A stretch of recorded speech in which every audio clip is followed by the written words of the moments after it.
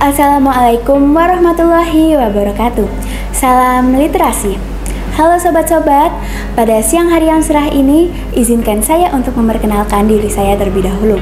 Perkenalkan, saya Nadia Afisa Putri. Saya bersekolah di SMP Negeri 4 Jember. Nah, pada hari ini saya akan membuat resensi tentang suatu buku yang telah saya baca. Sebelum itu, izinkan saya menjelaskan dengan detail tentang buku tersebut. Nah, buku ini berjudul Rumah untuk Ellie. Buku ini ditulis oleh Len Liu dan diterbitkan oleh Kawah Media pada tahun 2024. Nah, kalian udah kepo belum nih tentang isi dari buku ini? Yuk, kita kulas lagi. Pada awalnya, cerita ini diceritakan melalui media digital yang ramai dibincang oleh banyak sekali media dan aplikasi sosial seperti TikTok, Instagram, dan juga YouTube. Nah, setelah buku yang ditulis oleh Len Liu ini cukup ramai, Len Liu pun berpikir ia akan menerbitkan buku-buku baru lagi yang lebih cerah dan juga segar dari buku sebelumnya. Nah, lanjut. Pada suatu hari, ada seorang gadis bernama Ellie Isha Lesmenta yang mengalami trauma mendalam terhadap keluarganya setelah ia dituduh sebagai pembunuh dari sang ibu yang bernama Gianla. Trauma yang ia rasakan semakin mendalam lagi setelah ia mengetahui bahwa sang kakak yaitu Samuel, Sadipta, Nata, dan juga Rendra membenci Ellie sejak kejadian tersebut.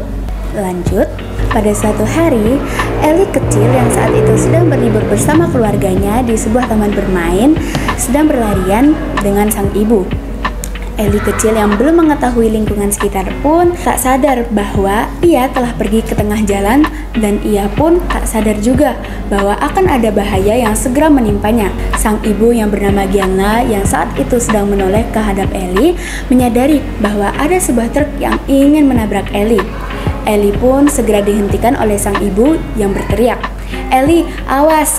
Nah, saat itu Ellie hanya menoleh ke sampingnya dan hanya melihat ada sebuah truk yang melaju keras ke hadap dirinya. Sang bunda yang mengetahui bahwa Ellie tidak akan berkutik pun segera berlari dan mendorong Ellie sekuat-kuatnya. Namun naas, sang bunda justru menjadi kematian dari sebuah kisah tersebut. Ellie yang saat itu masih belum mengetahui apa-apa dan baru saja bangun dari pingsannya mengetahui bahwa sang bunda telah meninggal akibat dirinya. Sebab itulah Ellie semakin dibenci oleh keluarga dan juga teman-temannya. Pandangan saya adalah dari buku tersebut sudah cukup menarik, namun di bagian halaman sampul ada terdapat beberapa warna yang kurang cocok dipadukan dengan terlalu banyak warna, seperti misalkan warna coklat tua. Dan di bagian belakang mungkin perlu ditambahkan gambar foto Ellie atau foto keluarga Ellie. Gaya bercerita sang penulis sudah sangat bagus karena ditambahkan oleh rasa penyesalan dan juga rasa kehilangan dari seorang kakak dan ayah terhadap sang adik. Alur dari cerita ini sudah sangat bagus karena dapat membuat pembaca menitikkan air mata, pembaca merasa kesal, pembaca merasa senang dan juga tertawa riang. Namun di buku tersebut, penulis kurang menambahkan gambar atau latar dari waktu tersebut menggunakan bahasa kiasan atau majas. Penulis seringkali menggunakan bahasa yang sederhana dalam menjelaskan waktu malam, siang, dan juga pagi hari. Setelah itu, karya dari Len Liu ini cocok untuk dibaca anak berusia 12 tahun ke atas dengan pengawasan orang tua, dikarenakan ada gaya bahasa yang merupakan cacian, makian, ataupun gaya bahasa yang kurang sopan. Jika dibandingkan oleh karya Terelie yang berjudul Ayahku Bukan Pembohong, sangat berbeda jauh dari karya Len Liu yang berjudul Rumah untuk Ellie. Karena di karya Terelie dimunculkan oleh seorang ayah yang sangat amat sayang dengan anak-anaknya, dan juga dengan gaya bahasa antara Terelie dan Len Liu jelas lebih bagus karya Terelie karena gaya bahasanya yang cukup jelas dan dibandingkan Len Liu. Pembaca akan lebih memilih buku yang memiliki gaya bahasa lebih ringan dan juga memiliki nilai estetika di dalamnya.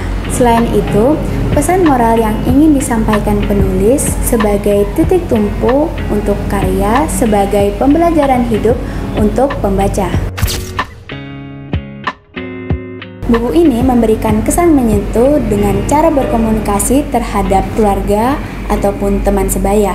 Keluarga seharusnya menjadi tempat nyaman untuk bertukar cerita dan saling memaafkan apabila terdapat kesalahan. Dengan demikian, rumah akan menjadi tempat teduh untuk setiap perjalanan yang hanya sebatas singgah saja. Sekian dari saya, wabillahi taufiq wal hidayah.